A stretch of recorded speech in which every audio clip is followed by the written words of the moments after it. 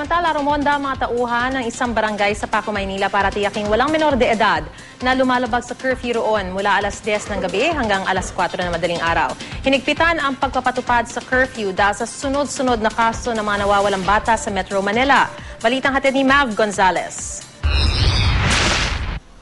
Pasado hating gabi nag-ikot ang mga tanod at staff ng Barangay 674 sa Paco, Maynila.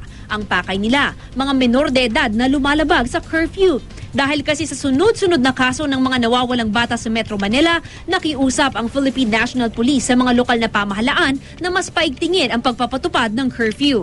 Mga kabataan ngayon na mga ganong oras kasi may gumagala pa. Para yung mga kabataan, maaga pa lang sa loob na sila ng bahay nila. Lalo pag may pasok, kasi gagawin, di ba umuwi sa bahay, na gumagala pa. Alas 10 ng gabi hanggang alas 4 ng madaling araw ang curfew sa Maynila. Sakay ng isang tricycle, sinuyod ng mga opisyal ang buong barangay. Pati mga computer shop, chine-check na rin ngayon. 3 beses ang magdamag nila itong ginagawa. Kapansin-pansin namang malinis na ang mga daan nang mag-ikot kami.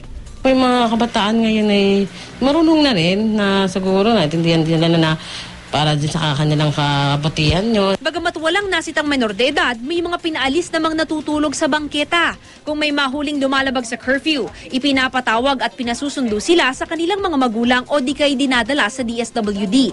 Inaasahan kung mas hihigpitan ang pagpapatupad ng curfew, mas maiiwasan daw ang mga kaso ng mga nawawalang mga bata. Mula Enero ng nakarang taon, 40 kaso na ng mga nawawalang bata ang naitala ng PNP. Karamihan edad 13 hanggang 17. Mav Gonzalez, GMA News.